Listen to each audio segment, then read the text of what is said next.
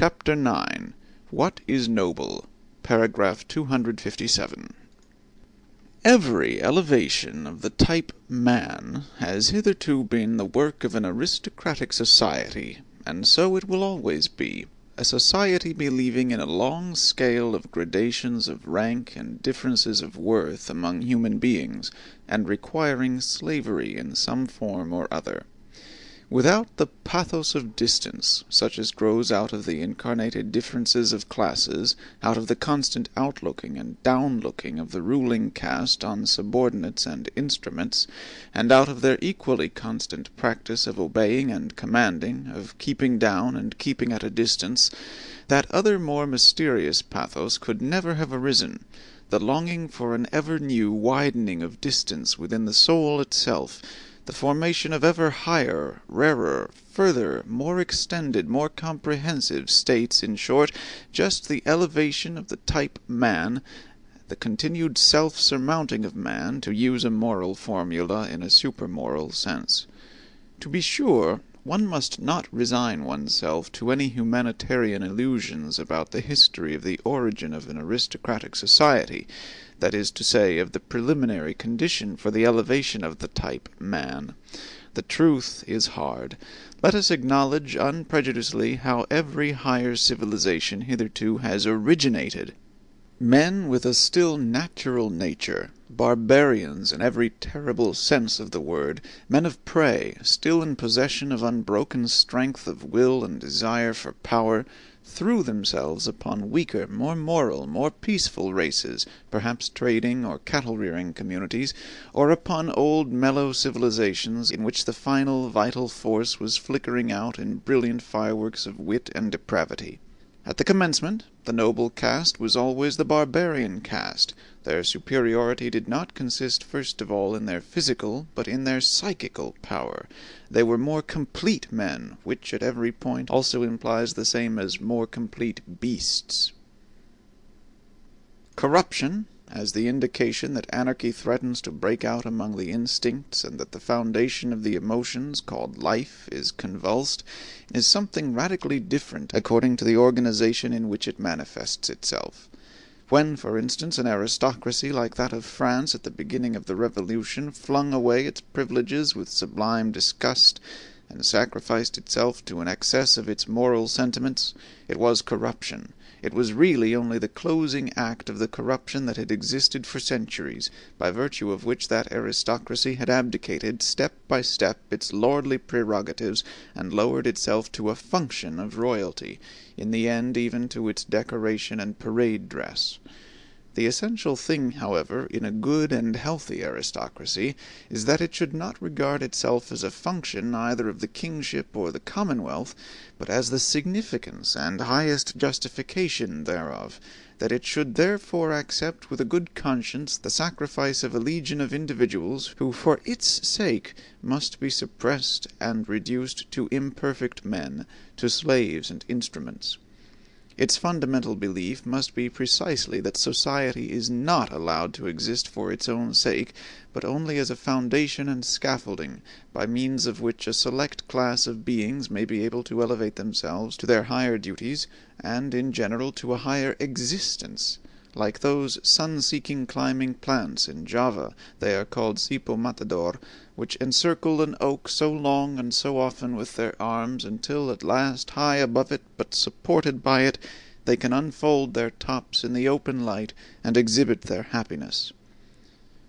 To refrain mutually from injury, from violence, from exploitation, and put one's will on a par with that of others, this may result in a certain rough sense in good conduct among individuals when the necessary conditions are given, namely, the actual similarity of the individuals in amount of force and degree of worth, and their correlation within one organization.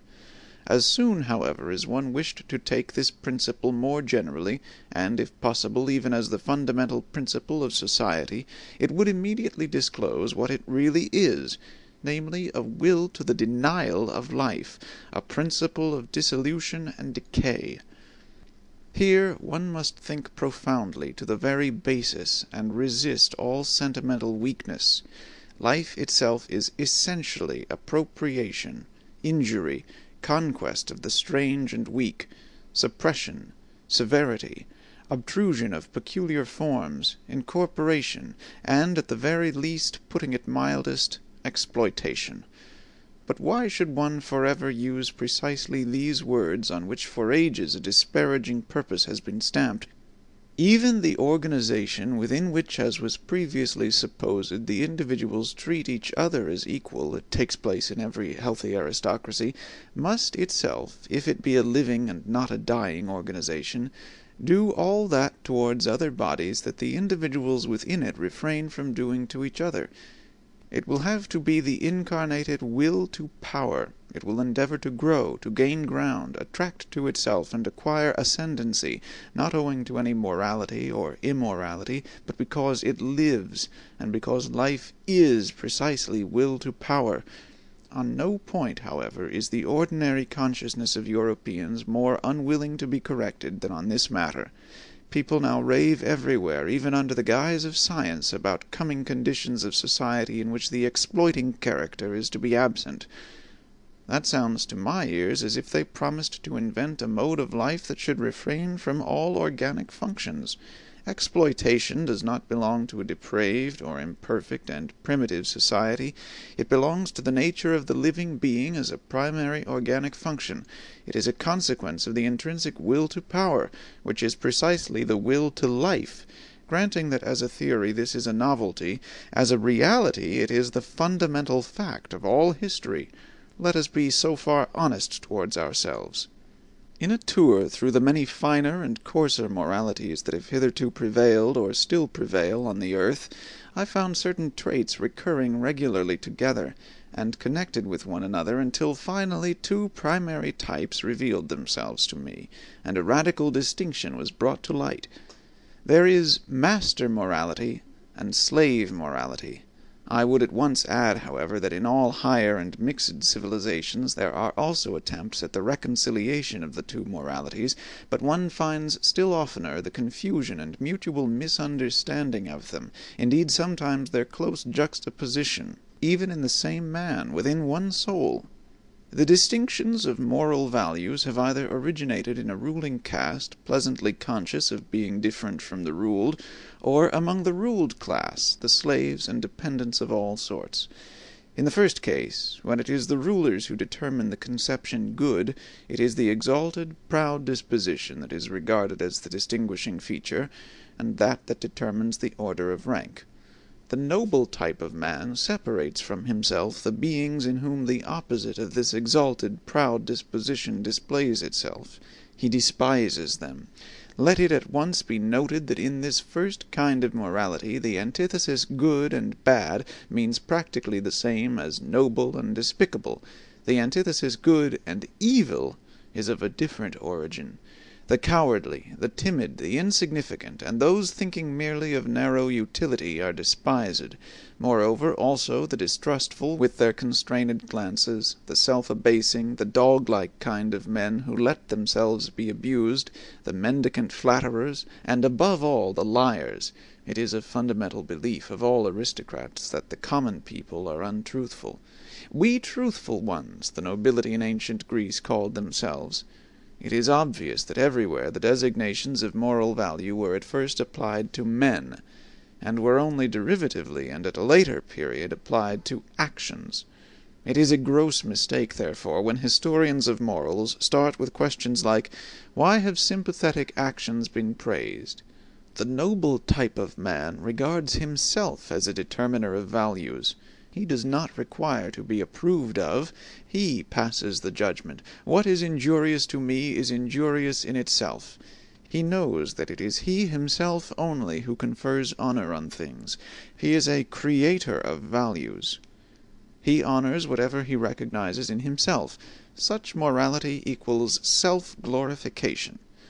In the foreground there is the feeling of plenitude, of power, which seeks to overflow, the happiness of high tension, the consciousness of a wealth that would fain give and bestow. The noble man also helps the unfortunate, but not, or scarcely, out of pity, but rather from an impulse generated by the superabundance of power. The noble man honors in himself the powerful one, him also who has power over himself, who knows how to speak and how to keep silence, who takes pleasure in subjecting himself to severity and hardness, and has reverence for all that is severe and hard. Wotan placed a hard heart in my breast, says an old Scandinavian saga. It is thus rightly expressed from the soul of a proud Viking. Such a type of man is even proud of not being made for sympathy. The hero of the saga therefore adds warningly, "He who has not a hard heart when young will never have one."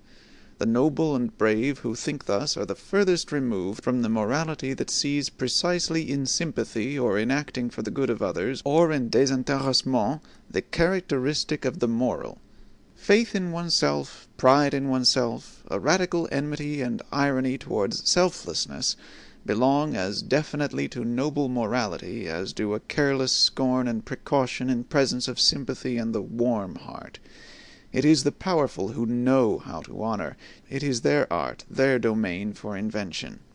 The profound reverence for age and for tradition, all law rests on this double reverence, the belief and prejudice in favor of ancestors and unfavorable to newcomers, is typical in the morality of the powerful.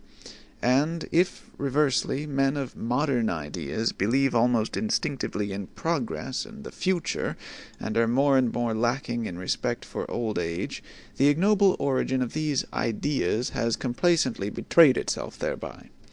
A morality of the ruling class, however, is more specifically foreign and irritating to present-day taste in the sternness of its principle that one has duties only to one's equals, that one may act towards beings of a lower rank, towards all that is foreign, just as seems good to one or as the heart desires, and in any case beyond good and evil. It is here that sympathy and similar sentiments can have a place.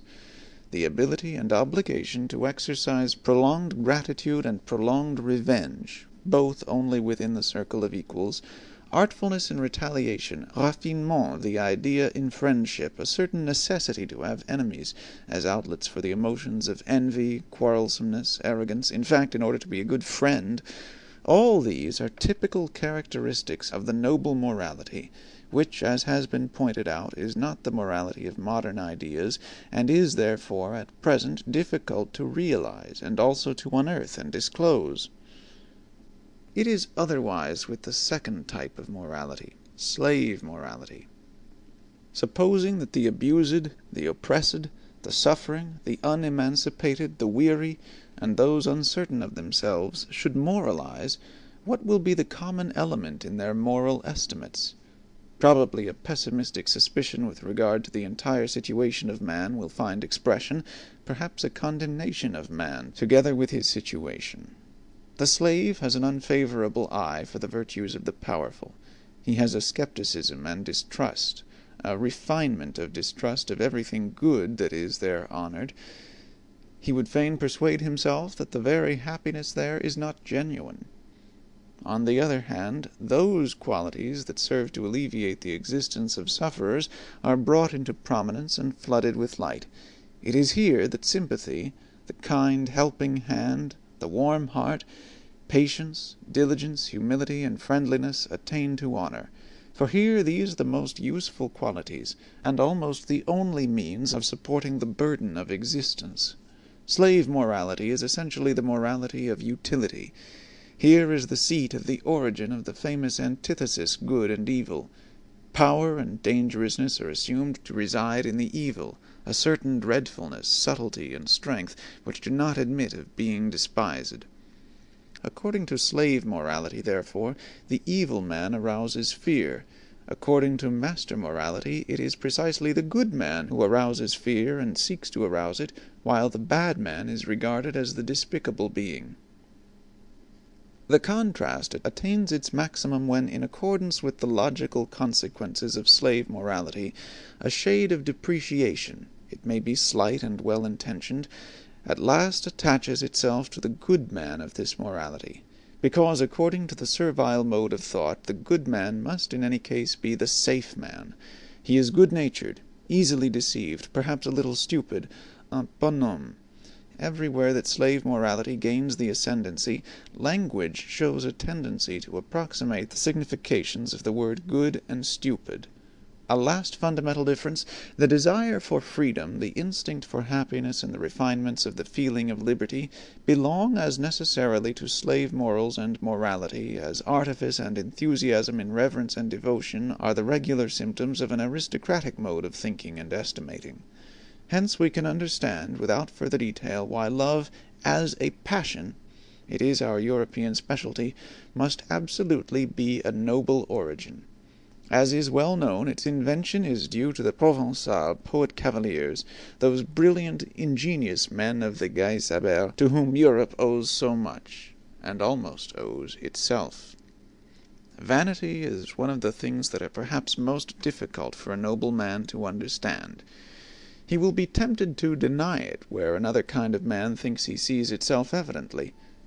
The problem for him is to represent to his mind beings who seek to arouse a good opinion of themselves that they themselves do not possess, and consequently also do not deserve, and who yet believe in this good opinion afterwards.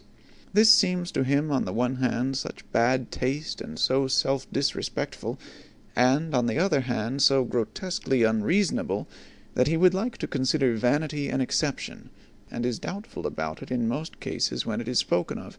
He will say, for instance, I may be mistaken about my value, and on the other hand may nevertheless demand that my value should be acknowledged by others precisely as I rate it. That, however, is not vanity, but self-conceit, or in most cases that which is called humility, and also modesty. Or he will even say, for many reasons I can delight in the good opinion of others, perhaps because I love and honor them, and rejoice in all their joys, perhaps also because their good opinion endorses and strengthens my belief in my own good opinion, perhaps because the good opinion of others, even in cases where I do not share it, is useful to me, or gives promise of usefulness. All this, however, is not vanity. The man of noble character must first bring it home forcibly to his mind, especially with the aid of history, that from time immemorial, in all social strata in any way dependent, the ordinary man was only that he passed for. Not being at all accustomed to fix values, he did not assign, even to himself, any other value than that his master assigned to him. It is the peculiar right of masters to create values. It may be looked upon as an extraordinary atavism that the ordinary man, even at present, is still always waiting for an opinion about himself, and then instinctively submitting himself to it, yet by no means only to a good opinion, but also to a bad and unjust one.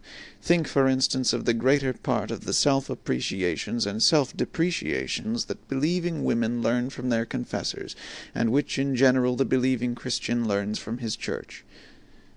In fact, conformably to the slow rise of the democratic social order and its cause, the blending of the blood of masters and slaves, the original noble and rare impulse of the masters to assign a value to themselves and to think well of themselves will now be more and more encouraged and extended. But it has at all times an older, ampler, and more radically ingrained propensity opposed to it, and in the phenomenon of vanity this older propensity overmasters the younger. The vain person rejoices over every good opinion that he hears about himself, quite apart from the point of view of its usefulness, and equally regardless of its truth or falsehood, just as he suffers from every bad opinion. For he subjects himself to both, he feels himself subjected to both, by the oldest instinct of subjection that breaks forth in him. It is the slave in the vain man's blood, the remains of the slave's craftiness, and how much of the slave is still left in woman, for instance, which seeks to seduce the good opinions of itself. It is the slave, too, who immediately afterwards falls prostrate himself before these opinions, as though he had not called them forth. And, to repeat it again, vanity is an atavism. A species originates, and a type becomes established and strong in the long struggle with essentially constant unfavorable conditions. On the other hand, it is known by the experience of breeders that species that receive superabundant nourishment, and in general a surplus of protection and care, immediately tend in the most marked way to develop variations, and are fertile in prodigies and monstrosities, also in monstrous vices. Now look at an aristocratic commonwealth, say an ancient Greek polis, or Venice, as a voluntary or involuntary contrivance for the purpose of rearing human beings. There are there men beside one another, thrown upon their own resources, who want to make their species prevail, chiefly because they must prevail, or else run the terrible danger of being exterminated. The favor, the superabundance, the protection are there lacking under which variations are fostered.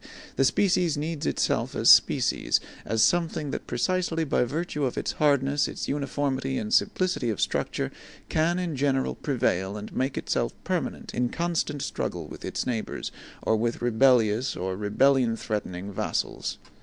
The most varied experience teaches it what are the qualities to which it principally owes the fact that it still exists, in spite of all gods and men, and has hitherto been victorious. These qualities it calls virtues, and these virtues alone it develops to maturity. It does so with severity, indeed it desires severity.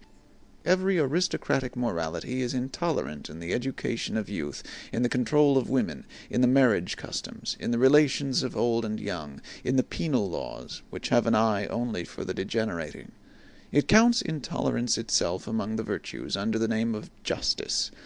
A type with few but very marked features, a species of severe, warlike, wisely silent, reserved, and reticent men, and as such with the most delicate sensibility for the charm and nuances of society, is thus established, unaffected by the vicissitudes of generations. The constant struggle with uniform unfavorable conditions is, as already remarked, the cause of a type's becoming stable and hard.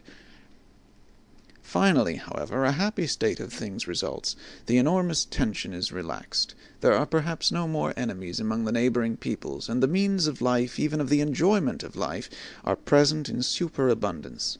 With one stroke the bond and constraint of the old discipline severs. It is no longer regarded as necessary, as a condition of existence. If it would continue, it can only do so as a form of luxury, as an archaizing taste. Variations, whether they be deviations into the higher, finer, and rarer, or deteriorations and monstrosities, appear suddenly on the scene in the greatest exuberance and splendor. The individual dares to be individual, and detach himself.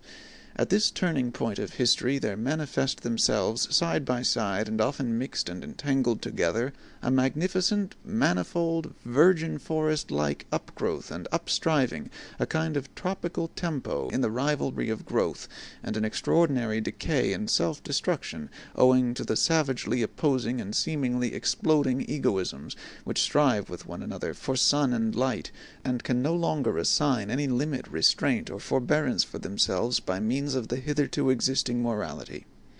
It is this morality itself that piled up the strength so enormously, which bent the bow in so threatening a manner. It is now out of date, it is getting out of date. The dangerous and disquieting point has been reached when the greater, more manifold, more comprehensive life is lived beyond the old morality. The individual stands out, and is obliged to have recourse to his own law-giving, his own arts and artifices for self-preservation, self-elevation, and self-deliverance. Nothing but new whys, nothing but new hows, no common formulas any longer, misunderstanding and disregard in league with each other, decay, deterioration, and the loftiest desires frightfully entangled, the genius of the race overflowing from all the cornucopias of good and bad, a portentous simultaneousness of spring and autumn, full of new charms and mysteries peculiar to the fresh, still exhausted, still unwearied corruption. Danger is again present, the mother of morality, great danger, this time shifted into the individual, into the neighbor and friend, into the street, into their own child, into their own heart, into all the most personal and secret recesses of their desires and volitions. What will the moral philosophers who appear at this time have to preach? They discover, these sharp onlookers and loafers, that the end is quickly approaching, that everything around them decays and produces decay, that nothing will endure until the day after tomorrow, except one species of man, the incurably mediocre. The mediocre alone have a prospect of continuing and propagating themselves. They will be the men of the future, the sole survivors. Be like them, become mediocre, is now the only morality that has still a significance, which still obtains a hearing. But it is difficult to preach this morality of mediocrity. It can never avow what it is and what it desires. It has to talk of moderation and dignity and duty and brotherly love. It will have difficulty in concealing its irony. There is an instinct for rank, which, more than anything else, is already the sign of a high rank. There is a delight in the nuances of reverence that leads one to infer noble origin and habits. The refinement, goodness, and loftiness of a soul are put to a perilous test when something passes by that is of the highest rank, but is not yet protected by the awe of the authority from obtrusive touches and incivilities. Something that goes its way like a living touchstone, undistinguished, undiscovered, and tentative, perhaps voluntarily veiled and disguised. He whose task and practice is to investigate souls will avail himself of many varieties of this very art to determine the ultimate value of a soul, the unalterable innate order of rank to which it belongs. He will test it by its instinct for reverence. Differences engender haine. That's French hate there. The vulgarity of many a nature spurts up suddenly like dirty water, when any holy vessel, any jewel from closed shrines, any book bearing the marks of great destiny, is brought before it. While, on the other hand, there is an involuntary silence, a hesitation of the eye, a cessation of all gestures, by which it is indicated that a soul feels the nearness of what is worthiest of respect. The way in which, on the whole, the reverence for the Bible has hitherto been maintained in Europe is perhaps the best example of discipline and refinement of manners that Europe owes to Christianity. Books of such profoundness and supreme significance require for their protection an external tyranny of authority, in order to acquire the period of thousands of years that is necessary to exhaust and unriddle them. Much has been achieved when the sentiment has been at last instilled into the masses, the shallow pates and the boobies of every kind, that they are not allowed to touch everything, that there are holy experiences before which they must take off their shoes and keep away the unclean hand. It is almost their highest advance towards humanity. On the contrary, in the so-called cultured classes, the believers in modern ideas, nothing is perhaps so repulsive as their lack of shame, their easy insolence of eye and hand with which they touch, taste, and finger everything, and it is possible that even yet there is more relative nobility of taste, and more tact for reverence among the people, among the lower classes of the people, especially among peasants, than among the newspaper-reading demi-monde of intellect, the cultured class. It cannot be effaced from a man's soul what his ancestors have preferably and most constantly done. Whether they were perhaps diligent economizers attached to a desk and a cash-box, modest and citizen-like in their desires, modest also in their virtues, or whether they were accustomed to commanding from morning till night, fond of rude pleasures and probably of still ruder duties and responsibilities, or whether, finally, at one time or another, they have sacrificed old privileges of birth and possession in order to live wholly for their faith, for their God, as men of an inexorable and sensitive conscience which blushes at every compromise. It is quite possible for a man not to have the qualities and predilections of his parents and ancestors in his constitution, whatever appearances may suggest to the contrary. This is the problem of race. Granted that one knows something of the parents, it is admissible to draw a conclusion about the child. Any kind of offensive incontinence, any kind of sordid envy, or of clumsy self-vaunting, the three things that together have constituted the genuine plebeian type in all times, such must pass over to the child as surely as bad blood. And with the help of the best education and culture one will only succeed in deceiving with regard to such heredity. And what else do education and culture try to do nowadays? In our very democratic, or rather very plebeian age, education and culture must be essentially the art of deceiving, deceiving with regard to origin, with regard to the inherited plebeianism in body and soul. An educator who nowadays preaches truthfulness above everything else, and called out constantly to his pupils, "Be true, be natural, show yourselves as you are," even such a virtuous and sincere ass would learn in a short time to have recourse to the Furca of Horace, naturam expellere. With what results? Plebeianism. Usque recurret. Footnote. Horace's Epistles, 1:10-24. At the risk of displeasing innocent ears, I submit that egoism belongs to the essence of a noble soul. I mean the unalterable belief that to a being such as we, other beings must naturally be in subjection and have to sacrifice themselves. The noble soul accepts the fact of his egoism without question, and also without consciousness of harshness, constraint, or arbitrariness therein, but rather as something that may have its basis in the primary law of things. If he sought a designation for it, he would say, "It is justice itself." He acknowledges, under certain circumstances, which made him hesitate at first, that there are other equally privileged ones. As soon as he has settled this question of rank, he moves among those equals and equally privileged ones with the same assurance as regards modesty and delicate respect that he enjoys in intercourse with himself, in accordance with an innate heavenly mechanism that all the stars understand.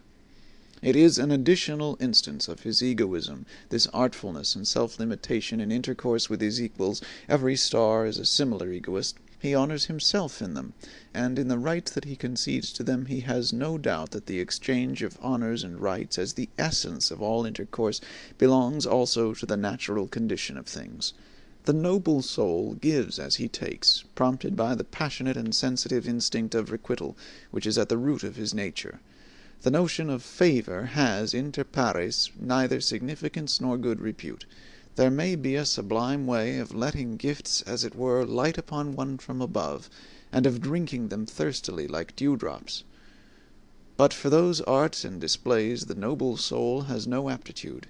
His egoism hinders him here. In general he looks aloft unwillingly. He looks either forward horizontally and deliberately, or downwards. He knows that he is on a height. One can only truly esteem him who does not look out for himself. Goethe to Ratschlosser.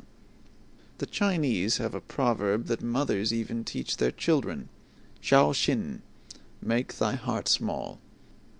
This is the essentially fundamental tendency in latter-day civilizations. I have no doubt that an ancient Greek also would first of all remark the self-dwarfing in us Europeans of today. In this respect alone should we immediately be distasteful to him. What, after all, is nobleness? Words are vocal symbols for ideas. Ideas, however, are more or less definite mental symbols for frequently returning and concurring sensations, for groups of sensations. It is not sufficient to use the same words in order to understand one another. We must also employ the same words for the same kind of internal experiences. We must, in the end, have experiences in common. On this account, the people of one nation understand one another better than those belonging to different nations, even when they use the same language. Or rather, when people have lived long together under similar conditions of climate, soil, danger, requirement, toil, there originates therefrom an entity that understands itself, namely, a nation. In all souls, a like number of frequently recurring experiences have gained the upper hand over those occurring more rarely. About these matters people understand one another rapidly, and always more rapidly. The history of language is the history of a process of abbreviation. On the basis of this quick comprehension, people always unite closer and closer. The greater the danger, the greater is the need of agreeing quickly and readily about what is necessary. Not to misunderstand one another in danger, that is what cannot at all be dispensed with in intercourse. Also, in all loves and friendships one has the experience that nothing of the kind continues when the discovery has been made that in using the same words one of the two parties has feelings, thoughts, intuitions, wishes, or fears different from those of the other. The fear of the eternal misunderstanding, that is the good genius that so often keeps persons of different sexes from too hasty attachments to which sense and heart prompt them, and not some Schopenhauerian genius of the species. Whichever groups of sensations within a soul awaken most readily, begin to speak, and give the word of command, these decide as to the general order of rank of its values, and determine ultimately its list of desirable things. A man's estimates of value betray something of the structure of his soul, and wherein it sees its conditions of life, its intrinsic needs. Supposing now that necessity has from all time drawn together only such men as could express similar requirements and similar experiences by similar symbols, it results on the whole that the easy communicability of need, which implies ultimately the undergoing only of average and common experiences, must have been the most potent of all the forces that have hitherto operated upon mankind. The more similar, the more ordinary people have always had, and are still having, the advantage. The more select, more refined, more unique, and difficultly comprehensible, are liable to stand alone. They succumb to accidents in their isolation, and seldom propagate themselves. One must appeal to immense opposing forces in order to thwart this natural, all too natural, progressus in simile, the evolution of man to the similar, the ordinary, the average, the gregarious, to the ignoble. The intellectual haughtiness and loathing of every man who has suffered deeply, it almost determines the order of rank how deeply men can suffer, the chilling certainty with which he is thoroughly imbued and colored that by virtue of his suffering he knows more than the shrewdest and wisest can ever know, that he has been familiar with and at home in many distant dreadful worlds of which you know nothing. This silent intellectual haughtiness of the sufferer, this pride of the elect of knowledge, of the initiated, of the almost sacrificed, finds all forms of disguise necessary to protect itself from contact with officious and sympathizing hands, and in general from all that is not its equal in suffering. Profound suffering makes noble. It separates. One of the most refined forms of disguise is epicurism, along with a certain ostentatious boldness of taste, which takes suffering lightly, and puts itself on the defensive against all that is sorrowful and profound. They are gay men who make use of gaiety because they are misunderstood on account of it. They wish to be misunderstood. There are scientific minds who make use of science because it gives a gay appearance, and because scientificness leads to the conclusion that a person is superficial, they wish to mislead to a false conclusion. There are free, insolent minds which would fain conceal and deny that they are broken, proud, incurable hearts, the cynicism of Hamlet, the case of Galliani, and occasionally folly itself is the mask of an unfortunate over-assured knowledge, from which it follows that it is the part of a more refined humanity to have reverence for the mask, and not to make use of psychology and curiosity in the wrong place. That which separates two men most profoundly is a different sense and grade of purity. What does it matter about all their honesty and reciprocal usefulness? What does it matter about all their mutual goodwill? The fact still remains, they cannot smell each other. The highest instinct for purity places him who is affected with it in the most extraordinary and dangerous isolation as a saint, for it is just holiness, the highest spiritualization of the instinct in question. Any kind of cognizance of an indescribable excess in the joy of the bath, any kind of ardor or thirst which perpetually impels the soul out of night into the morning, and out of gloom, out of affliction into clearness, brightness, depth, and refinement, just as much as such a tendency distinguishes, it is a notable tendency, it also separates. The pity of the saint is pity for the filth of the human, all too human. And there are grades and heights where pity itself is regarded by him as impurity, as filth. Signs of nobility. Never to think of lowering our duties to the rank of duties for everybody, to be unwilling to renounce or to share our responsibilities, to count our prerogatives, and the exercise of them, among our duties. A man who strives after great things looks upon everyone whom he encounters on his way either as a means of advance, or a delay and hindrance, or a temporary resting place, or as a temporary resting place. His peculiar lofty bounty to his fellow men is only possible when he attains his elevation and dominates. Impatience and the consciousness of being always condemned to comedy up to that time, for even strife is a comedy and conceals the end, as every means does, spoil all intercourse with him. This kind of man is acquainted with solitude, and what is most poisonous in it. The problem of those who wait. Happy chances are necessary, and many incalculable elements, in order that a higher man in whom the solution of a problem is dormant may yet take action, or break forth, as one might say, at the right moment. On an average, it does not happen, and in all corners of the earth there are waiting ones sitting who hardly know to what extent they are waiting, and still less that they wait in vain. Occasionally, too, the waking call comes too late, the chance which gives permission to take action when their best youth and strength for action have been used up in sitting still, and how many a one, just as he sprang up, has found with horror that his limbs are benumbed, and his spirits are now too heavy. It is too late, he has said to himself, and has become self-distrustful and henceforth forever useless. In the domain of genius may not the Raphael without hands, taking the expression in its widest sense, perhaps not be the exception but the rule? Perhaps genius is by no means so rare, but rather the 500 hands which it requires in order to tyrannize over the right time, in order to take chance by the forelock. He who does not wish to see the height of a man looks all the more sharply at what is low in him, and in the foreground, and thereby betrays himself. In all kinds of injury and loss, the lower and coarser soul is better off than the nobler soul. The dangers of the latter must be greater. The probability that it will come to grief and perish is, in fact, immense, considering the multiplicity of the conditions of its existence. In a lizard a finger grows again which has been lost. Not so in man. It is too bad. Always the old story. When a man has finished building his house, he finds that he has learnt unawares something which he ought absolutely to have known before he began to build. The eternal fatal too late, the melancholia of everything completed. Wanderer, who art thou? I see thee follow thy path without scorn, without love, without unfathomable eyes, wet and sad as a plummet which is returned to the light, insatiated out of every depth. What did it seek down there? With a bosom that never sighs, with lips that conceal their loathing, with a head which only slowly grasps. Who art thou? What hast thou done? Rest thee here. This place has hospitality for every one. Refresh thyself.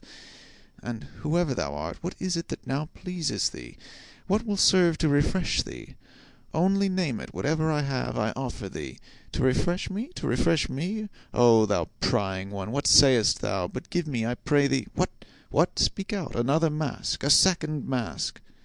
Men of profound sadness betray themselves when they are happy. They have a mode of seizing upon happiness as though they would choke and strangle it out of jealousy. Ah, they know only too well that it will flee from them. Bad? Bad? What? Does he not go back? Yes, but you misunderstand him when you complain about it.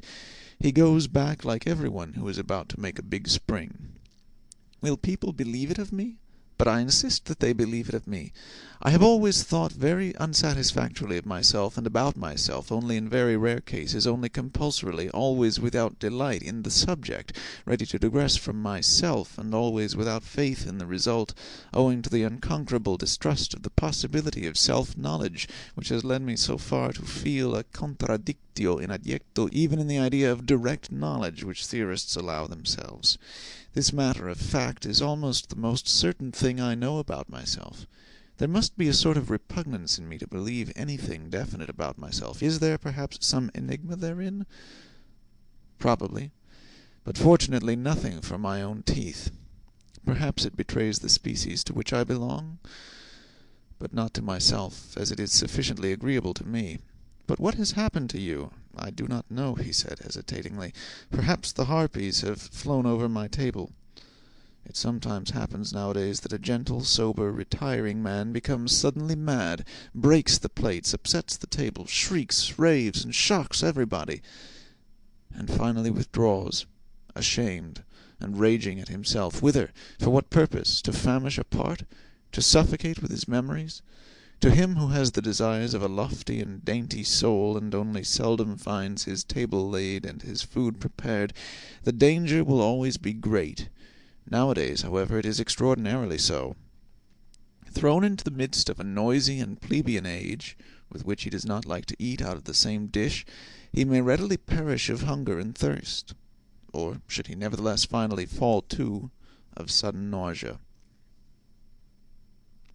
We have probably all sat at tables to which we did not belong, and precisely the most spiritual of us, who are most difficult to nourish, know the dangerous dyspepsia that originates from a sudden insight and disillusionment about our food and our messmates, the after-dinner nausea. If one wishes to praise at all, it is a delicate and at the same time a noble self-control to praise only where one does not agree. Otherwise, in fact, one would praise oneself, which is contrary to good taste.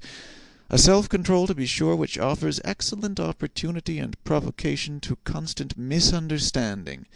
To be able to allow oneself this veritable luxury of taste and morality, one must not live among intellectual imbeciles, but rather among men whose misunderstandings and mistakes amuse by their refinement, or one will have to pay dearly for it. He praises me, therefore he acknowledges me to be right. This asinine method of inference spoils half of the life of us recluses, for it brings the asses into our neighborhood and friendship. To live in a vast and proud tranquillity, always beyond. To have, or not to have, one's emotions, one's for and against, according to choice. To lower oneself to them for hours. To seat oneself on them as upon horses, and often as upon asses, for one must know how to make use of their stupidity as well as of their fire. To conserve one's 300 foregrounds, also one's black spectacles, for there are circumstances when nobody must look into our eyes, still less into our motives, and to choose for company that roguish and cheerful vice, politeness, and to remain master of one's 4 virtues, courage, insight, sympathy, and solitude. For solitude is a virtue with us, as a sublime bent and bias to purity, which divines that in the contact of man and man in society it must be unavoidably impure. All society makes one somehow, somewhere, or sometime commonplace. The greatest events and thoughts, the greatest thoughts, however, are the greatest events, are longest in being comprehended. The generations which are contemporary with them do not experience such events. They live past them. Something happens there as in the realm of stars. The light of the furthest stars is longest in reaching man, and before it has arrived, man denies that there are stars there. How many centuries does mind require to be understood? That is also a standard. One also makes a gradation of rank, and an etiquette therewith, such as is necessary for mind and for star. Here is the prospect free, the mind exalted. Footnote Goethe's Faust, Part 2, Act 5, the words of Dr. Marianus.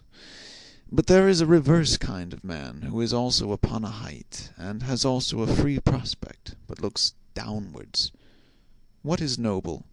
What does the word noble still mean for us nowadays? How does the noble man betray himself? How does he recognize it under this heavy overcast sky of the commencing plebeianism, by which everything is rendered opaque and leaden? It is not his actions which establish his claim. Actions are always ambiguous, always inscrutable. Neither is it his works. One finds nowadays among artists and scholars plenty of those who betray by their works that a profound longing for nobleness impels them. But this very need of nobleness is radically different from the needs of the noble soul itself, and it is in fact the eloquent and dangerous sign of the lack thereof. It is not the works, but the belief which is here decisive and determines the order of rank. And to employ once more an old religious formula with a new and deeper meaning, it is some fundamental certainty which a noble soul has about itself, something which is not to be sought, is not to be found, and perhaps also is not to be lost. The noble soul has reverence for itself. There are men who are unavoidably intellectual. Let them turn and twist themselves as they will, and hold their hands before their treacherous eyes, as though the hand were not a betrayer. It always comes out at last that they have something which they hide, namely, intellect. One of the subtlest means of deceiving at least as long as possible, and of successfully representing oneself to be stupider than one really is, which in everyday life is often as desirable as an umbrella, is called enthusiasm, including what belongs to it, for instance, virtue. For as Galiani said, virtu est enthusiasme.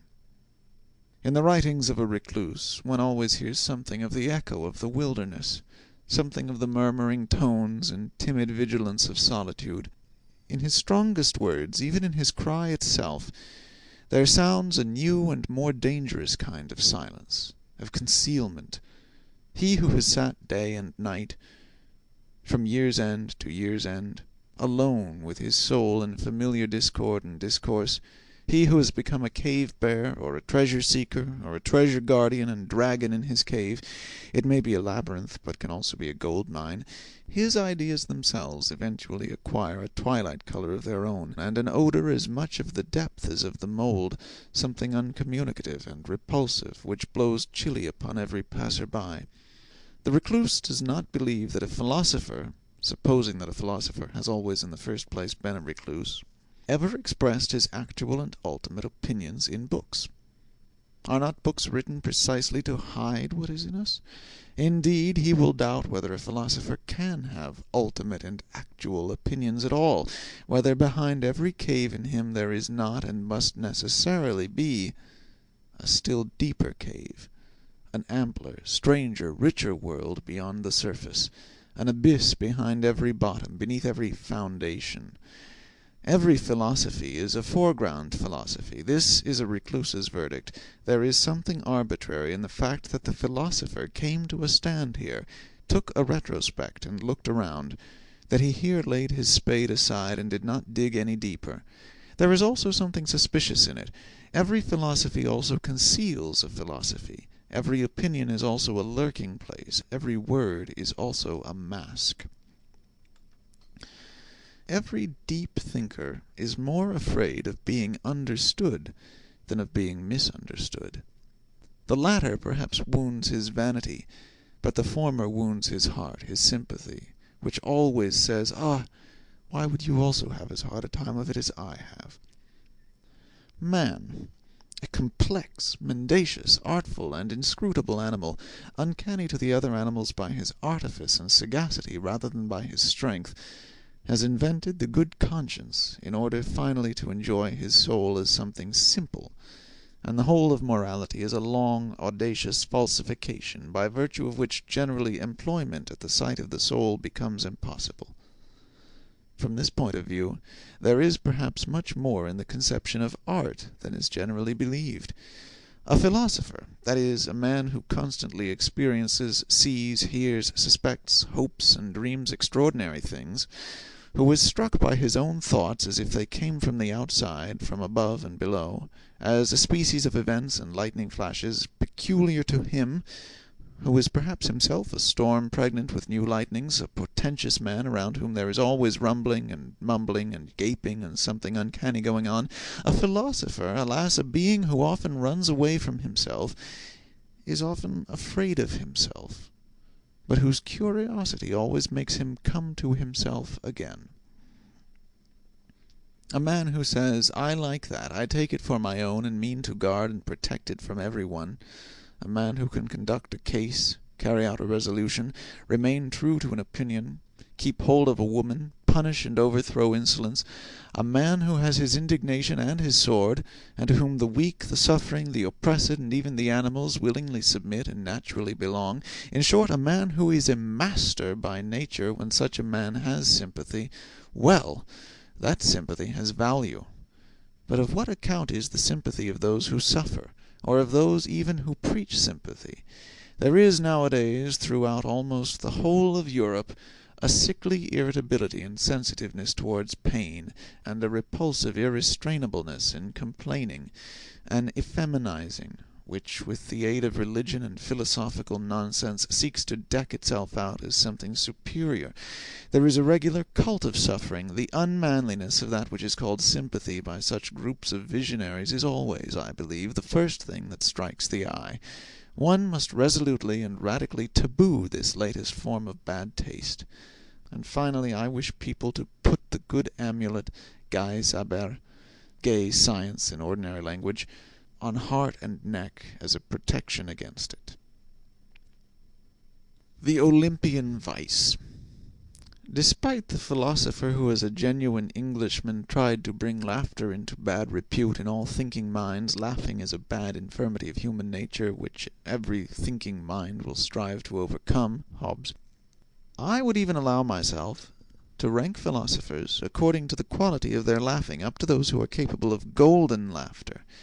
And supposing that gods also philosophize, which I am strongly inclined to believe, owing to many reasons, I have no doubt that they also know how to laugh thereby in an overman-like and new fashion, and at the expense of all serious things. Gods are fond of ridicule. It seems that they cannot refrain from laughter even in holy matters. The genius of the heart, as that great mysterious one possesses it, the tempter god and born rat-catcher of consciences, whose voice can descend into the nether world of every soul, who neither speaks a word nor casts a glance in which there may not be some motive or touch of allurement, to whose perfection it pertains that he knows how to appear not as he is, but in a guise which acts as an additional constraint on his followers to press ever closer to him, to follow him more cordially and thoroughly. The genius of the heart, which imposes silence and attention on everything loud and self-conceited, which smooths rough souls and makes them taste a new longing, to lie placid as a mirror, that the deep heavens may be reflected in them, the genius of the heart, and to grasp more delicately, which scents the hidden and forgotten treasure, the drop of goodness and sweet spirituality under thick dark ice, and is a divining rod for every grain of gold long buried and imprisoned in mud and sand, the genius of the heart, from contact with which every one goes away richer, not favored or surprised, not as though gratified and oppressed by the good things of others, but richer in himself, newer than before, broken up, blown upon, and sounded by a thawing wind, more uncertain perhaps, more delicate, more fragile, more bruised, but full of hopes which as yet lack names, full of a new will and current, full of a new ill-will and counter-current. But what am I doing, my friends? Of whom am I talking to you? Have I forgotten myself so far that I have not even told you his name, unless it be that you have already divined of your own accord who this questionable god and spirit is that wishes to be praised in such a manner? For as it happens to every one who from childhood onward has always been on his legs, and in foreign lands, I have also encountered on my path many strange and dangerous spirits. Above all, however, and again, the one whom I have just spoken, in fact no less a personage than the god Dionysus, the great equivocator and tempter, to whom, as you know, I once offered in all secrecy and reverence my first fruits, the last, as it seems to me, who has offered a sacrifice to him, for I found no one who could understand what I was then doing. In the meantime, however, I have learned much, far too much, about the philosophy of this god, and, as I said, from mouth to mouth, I, the last disciple and initiate of the god Dionysus, and perhaps I might at last begin to give you, my friends, as far as I am allowed, a little taste of this philosophy, in a hushed voice, as is but seemly, for it has to do with much that is secret, new, strange, wonderful, and uncanny. The very fact that Dionysus is a philosopher, and that therefore gods also philosophize, seems to me a novelty that is not unensnaring, and might perhaps arouse suspicion precisely among philosophers. Among you, my friends, there is less to be said against it, except that it comes too late, and not at the right time, for as it has been disclosed to me, you are loath nowadays to believe in God and gods. It may happen, too, that in the frankness of my story I must go further than is agreeable to the strict usages of your ears. Certainly the god in question went further, very much further, in such dialogues, and was always many paces ahead of me. Indeed, if it were allowed, I should have to give him, according to human usage, fine ceremonious tides of lustre and merit. I should have to extol his courage as investigator and discoverer, his fearless honesty, truthfulness, and love of wisdom. But such a god does not know what to do with all that respectable trumpery and pomp. Keep that, he would say, for thyself, and those like thee, and whoever else require it. I have no reason to cover my nakedness. one suspects that this kind of divinity and philosopher perhaps lacks shame. He once said, "Under certain circumstances I love mankind," and referred thereby to Ariadne, who was present. "In my opinion, man is an agreeable, brave, inventive animal that is not his equal upon earth. He makes his way even through all labyrinths. I like man, and often think how I can still further advance him and make him stronger, more evil, and more profound." "Stronger, more evil, and more profound?" I asked in horror. "Yes," he said again, "stronger, more evil, and more profound. Also more beautiful." And thereby the tempter god smiled with his halcyon smile, as though he had just paid some charming compliment. One here sees at once that it is not only shame that this divinity lacks, and in general there are good grounds for supposing that in some things the gods could all of them come to us men for instruction. We men are more human. Alas, what are you, after all, my written and painted thoughts? Not long ago you were so variegated, young and malicious, so full of thorns and secret spices, that you made me sneeze and laugh. And now? You have already doffed your novelty, and some of you, I fear, are ready to become truths, so immortal do they look, so pathetically honest, so tedious. And was it ever otherwise? What then do we write and paint, we mandarins with Chinese brush, we immortalizers of things which lend themselves to writing? What are we alone capable of painting? Alas, only that which is just about to fade and begins to lose its odor. Alas, only exhausted and departing storms and belated yellow sentiments. Alas, only birds strayed and fatigued by flight, which now let themselves be captured with the hand, with our hand. We immortalize what cannot live and fly much longer, things only which are exhausted and mellow.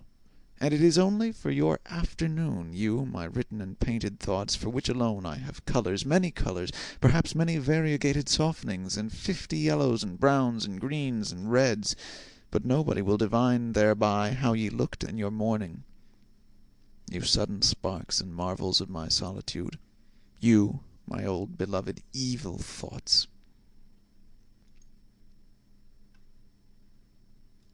From the Heights, by F. V. Nietzsche, translated by L. A. Manius.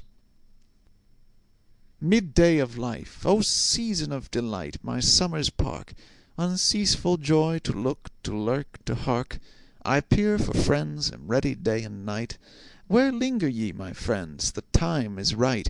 Is not the glacier's grey to-day for you rose-garlanded? The brooklet seeks you, wind, cloud, with longing thread, and thrust themselves yet higher to the blue, to spy for you from farthest eagle's view. My table was spread out for you on high. Who dwelleth so star near, so near the grisly pit below? My realm, what realm hath wider boundary? My honey, who hath sipped its fragrancy? Friends, ye are there. Woe me, yet I am not he whom ye seek. Ye stare and stop, better your wrath could speak. I am not I, hand, gait, face changed, and what I am to you, my friends, now am I not? Am I an other? Strange am I to me? Yet from me sprung? A wrestler, by himself too oft self-wrung, hindering too oft my own self's potency, wounded and hampered by self-victory, I sought whereso the winds blow keenest. There I learned to dwell where no man dwells, on lonesome ice-lorn fell, and unlearned man and God and curse and prayer became a ghost haunting the glaciers bare. Yes, my old friends, look, ye turn pale, filled o'er with love and fear. Go, yet not in wrath, ye could ne'er live here. Here in the farthest realm of ice and scar, a huntsman must one be, like chamois sore. An evil huntsman was I. See how taut my bow was bent. Strongest was he by whom such bolt were sent. Woe now! That arrow is with peril fraught, perilous as none. Have yon safe home ye sought? Ye go, thou didst endure enough, O heart. Strong was thy hope. Unto new friends thy portals widely ope. Let old ones be. Bid memory depart. Wast thou young then? Now better young thou art.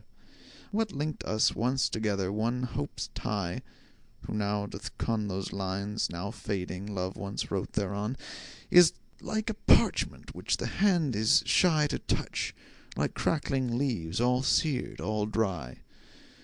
Oh, friends no more! They are, what name for those? Friends' phantom flight, knocking at my heart's window pane at night, gazing on me, that speaks we were, and goes, oh withered words, once fragrant as the rose. Pinings of youth that might not understand, for which I pined, which I deemed changed with me, kin of my kind, but they grew old, and thus were doomed and banned. None but new kith are native of my land. Midday of life, my second youth's delight, my summer's park, unrestful joy to long, to lurk, to hark, I peer for friends, am ready day and night for my new friends. Come, come, the time is right. This song is done, the sweet sad cry of rue sang out its end. A wizard wrought it, he the timely friend, the midday friend. No, do not ask me who. At midday 'twas when one became as two. We keep our feast of feasts, sure of our bourne, our aims self-same. The guest of guests, friend Zarathustra, came. The world now laughs, the grisly veil was torn, and light and dark were one that wedding morn.